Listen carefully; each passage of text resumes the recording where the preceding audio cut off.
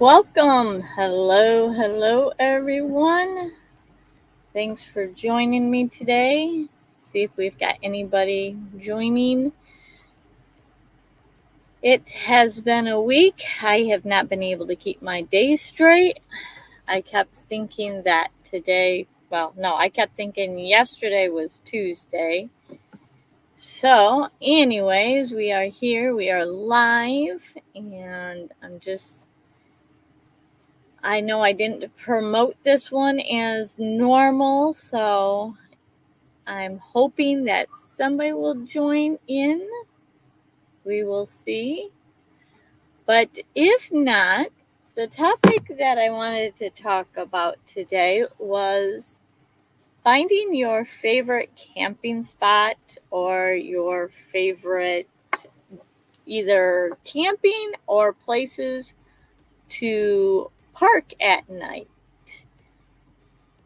when you're going to sleep. There is a lot of different, hang on here. I needed to, there we go. I'm trying to get my tech all situated, and like always, it's not working, but that's okay. Anyway, so back to the topic.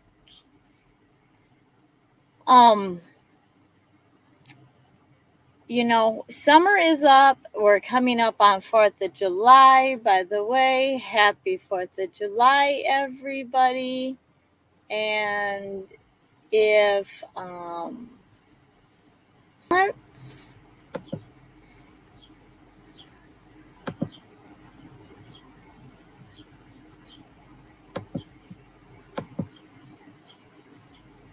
this one I may have to chop up and edit afterwards. We'll see. Because like I said, I don't see that it's live. And maybe I am getting it to come up. I don't know. Anyways,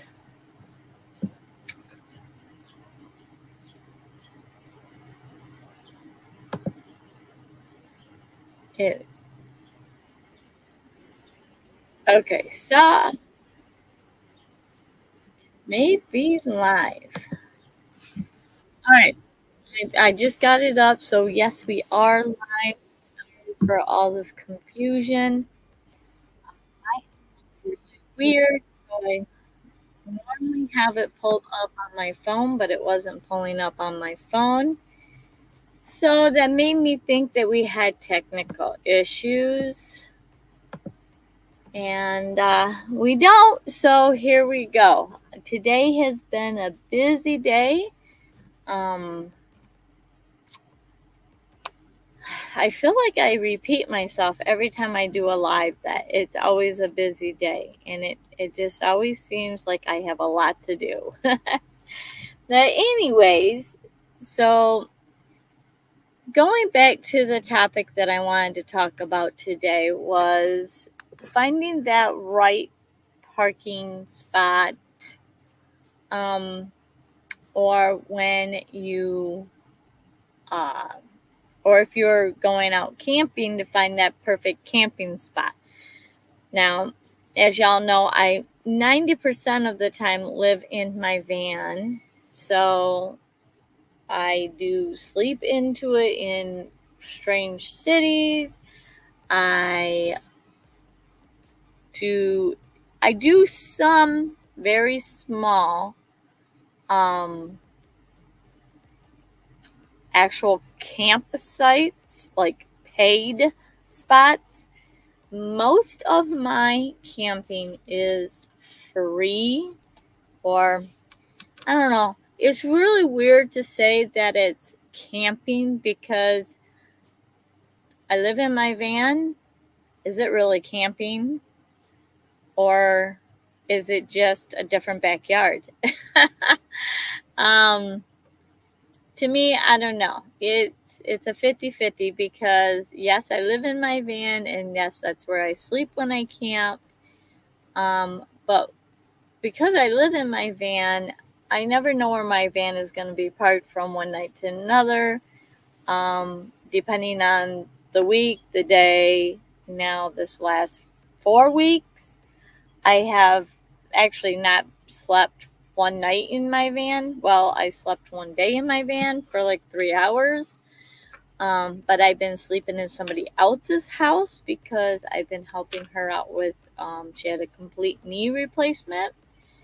And so I have been sleeping in their house. And my van has had a vacation from me. I have not, my van had not moved for, I don't know, other than some of the weekends, like on a Saturday night, I would go up to another city up north and go check out some of my bands that I like to watch. So other than that, my van has pretty much stayed in their parking spot, and it was cheap on gas that couple weeks. It's been 4 weeks, I think. This Wednesday was the 4th week of her having surgery, since she had surgery. So, she's doing good. She's getting around. It's very painful. Oh my gosh. Knee surgery is very painful. So if you don't have knee problems now, take care of your knees because that pain is for real. But anyways, going back to the topic, I got kind of squirreled, which is kind of normal for me, I guess. But anyways, I have gone over to my dad and helped him with his cochlear implant. That's a struggle, and that's a very painful surgery too. But anyways, he's doing okay. And going back to finding the perfect spot, it's kind of is going to sound dumb, but it really depends on you. But how you come up with the list that you want. For me, I just need a parking spot and I need it level. I don't care really if it's dirt, cement, slab, gravel. It don't matter to me. I just like it level because I like my head to be not above or not below my feet, which, you can always turn the van around or whatever.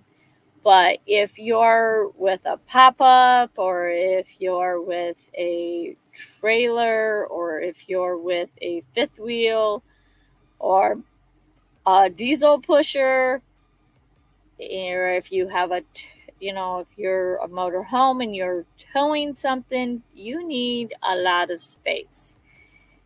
And I know that there is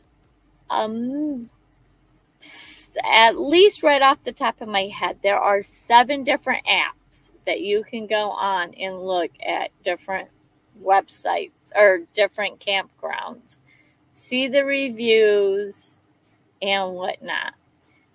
So there always is going to be some research when it comes to your favorite spot. But when I am doing stealth, sort of speaking, everybody knows with the roof rack that somebody could be possibly living in this van, or it could be just a weekend getaway van. They don't really know, but it's not like I'm hiding from somebody. So I have slept in business parking lots. I've always asked before just sleeping in their parking lot. But we have done lots of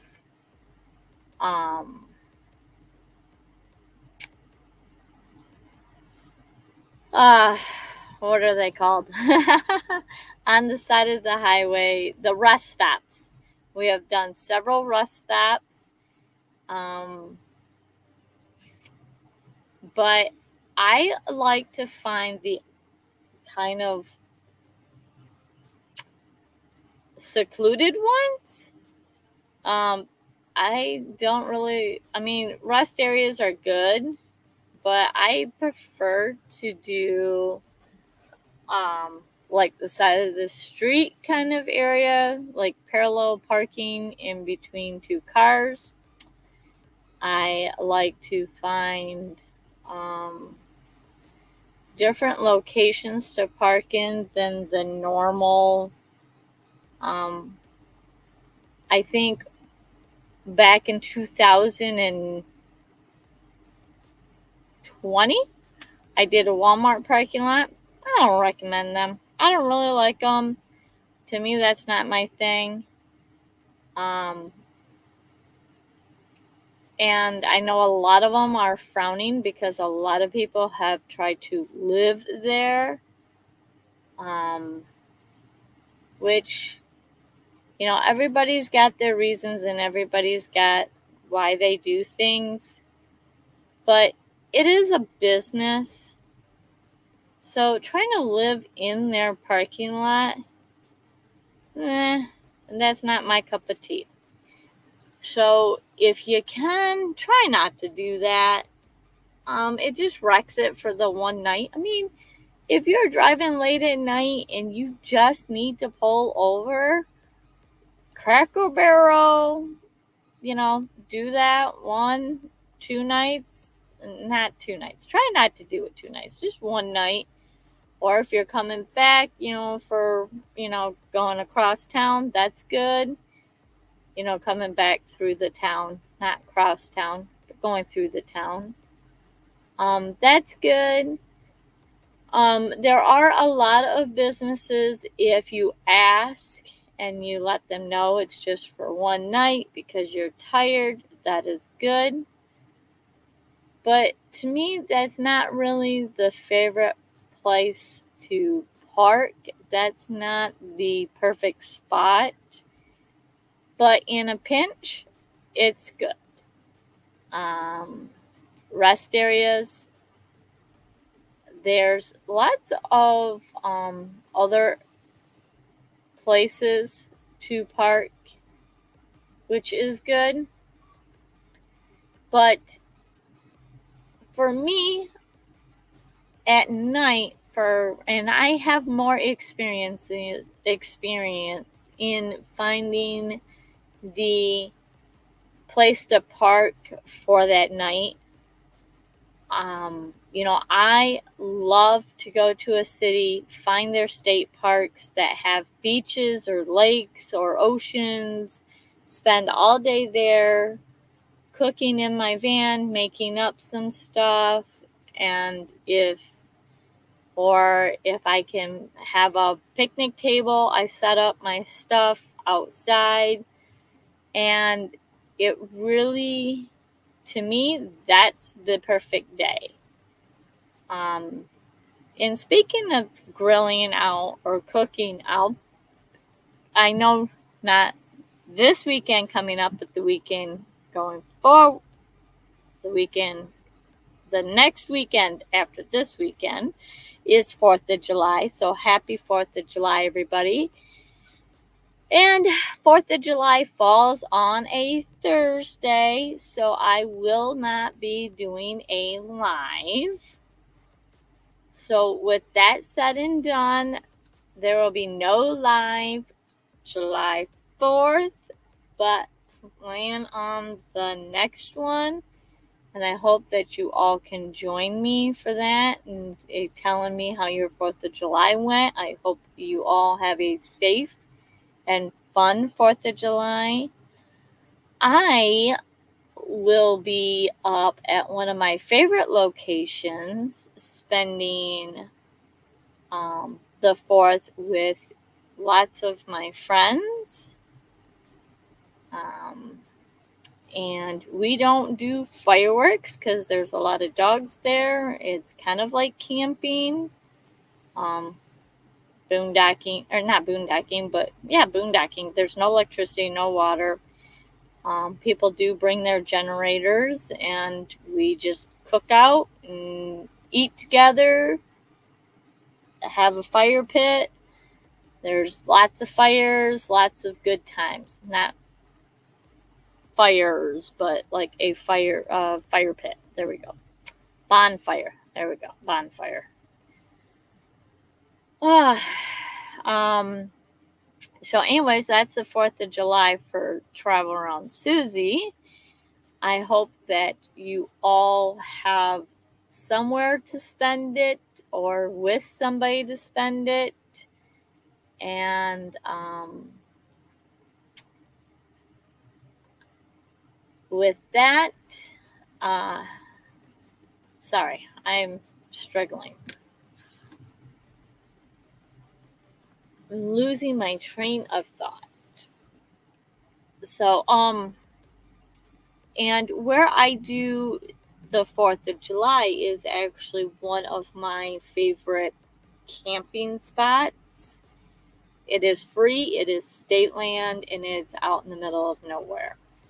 And if I am going to go away for a while, like this weekend, I will be going away and I will be spending some downtime with no electricity other than what's in my van, obviously. No TVs, no, I will probably not be even on my phone. I will always have my phone with me in case my dad needs me, or one of my grandkid or my kids need me. I've always got my phone on me for that. But this is kind of like an unplug weekend for me, and same way with 4th of July. So for me, finding the state lands or the BML lands is my favorite spots. And I know a lot of people share that with me, that, they all like that open air, open space. It is all, over on the west side, there's a lot of BML. Over here, there's a lot of state land. Michigan has a lot of state land that you can camp on. And just doing, there are several apps that you can go and look. Google Maps is a phenomenal. Google has a lot of money, so they are putting in Google Maps. They're putting a lot of information out there, and you can actually zoom in, and if you watch at the bottom or up at the top, it'll tell you what year that picture was taken. So you can see how big the area is. If you have a tow vehicle, if you can do a turnaround, wherever whatever parking situation you need, you can kind of judge it from the overhead, the terrain on the Google Maps. And you can figure out there are a couple different apps that you can look up and see if it's state land or privately owned.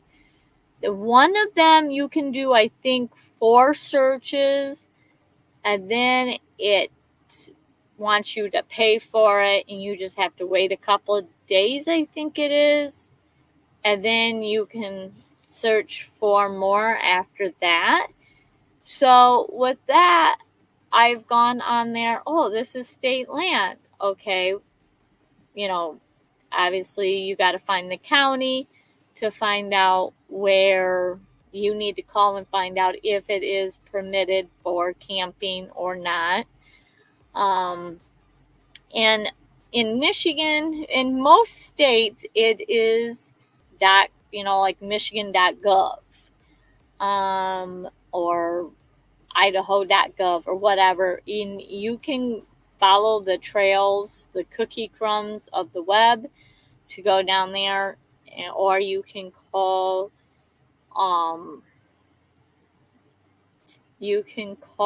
the DNR, and they are really good about telling you if it is or is not camping, or if there's overflow camping. I know that up in the UP there's tons of camping, and even when there's state parks, sometimes they have state land that is outside of that state park, and that's overflow, and that's free. I've done that, and it's beautiful to be on state land because you don't have to worry about dealing with a lot of stuff. So I like to have my space, and I like to be out in the wilderness. So state land for me is really awesome. Over in BML lands that's marked, there's lots of there's BML apps that you can look up. You can and if you don't know what BML is, it's Bureau of Land Management, and that's on the West Coast, like California, New Mexico, Arizona, Nevada, all them states on the west side, on the West Coast, they have a lot of BML land. And some of it's you can really, they have signs and everything, and it tells you right at the entrance how many days you can stay. It's very, very well known, marked, a lot of information out there about that at the spot. Google Maps, again, will tell you that. So that's where I find a lot of my free places to stay. So I do a lot of research, and it does take and it does consume a lot of my time the day of, or if we get into a city that I'm not familiar with, then I end up, like 2 hours before we're like done, we're ready to get off the road, or we've done doing whatever we're exploring, whatever that be.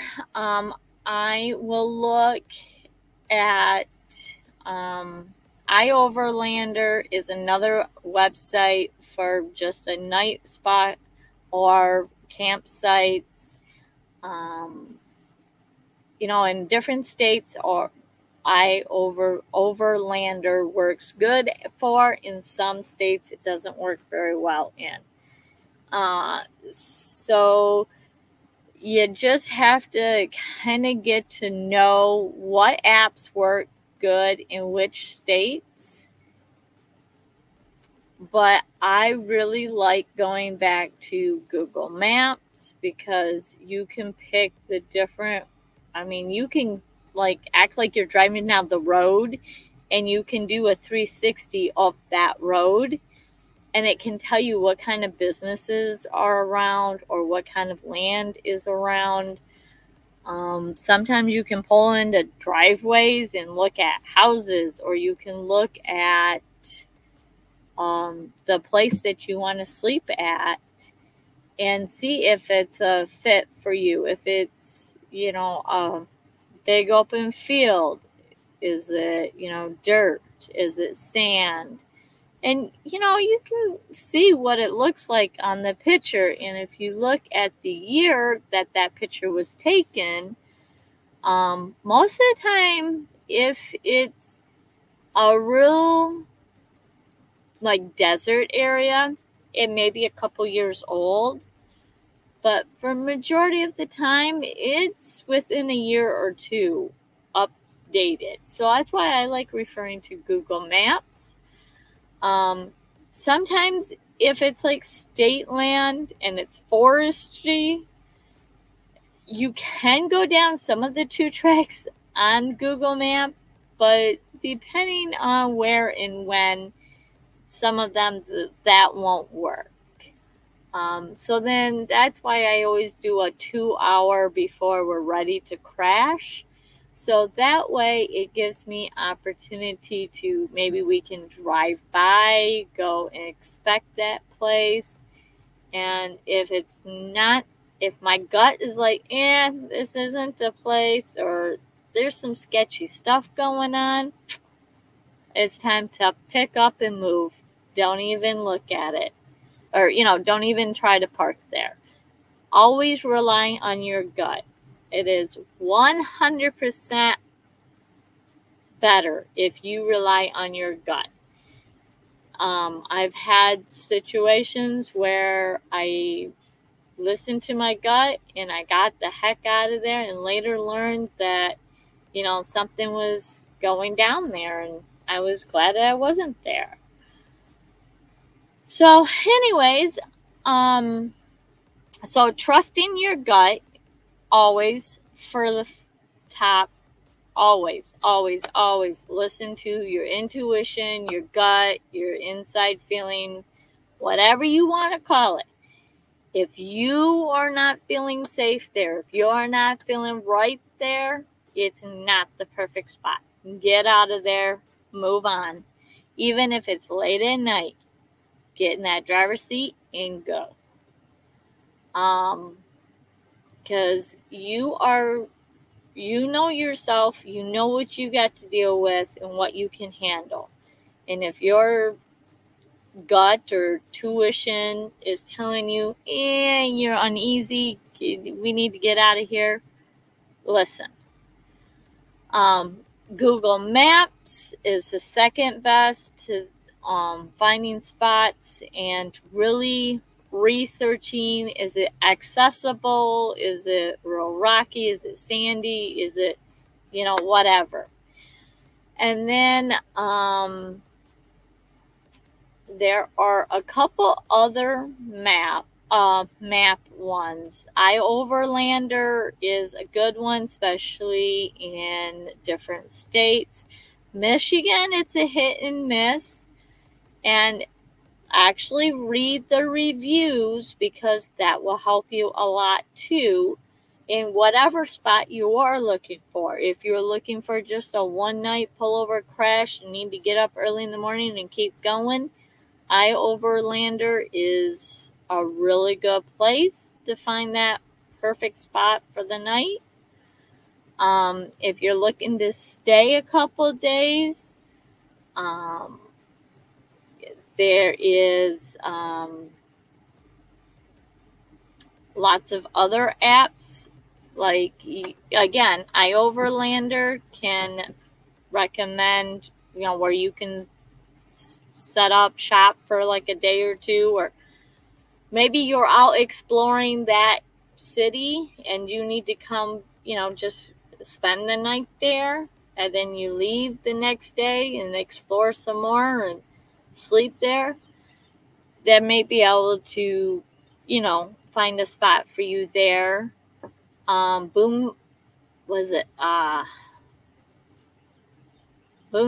Welcoming Boondockers? No, what is it? Yeah,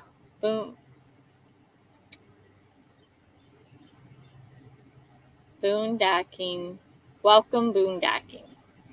That's another app. It's a website, but that one you have to pay for. That's another good one that you can actually call, or you can not call, but you email the people and set it up. It's a pretty cool situation. I've done that down in Florida, had really good experience with that. I haven't tried it in other states yet, but all the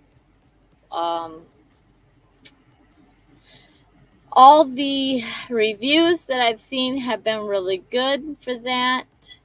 And again, checking out the state that you want to stay, checking out their .gov for state land, BML land, all that.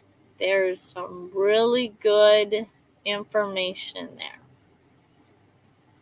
All right. Well, with all that being said, I think I am going to call this a wrap and let you guys go.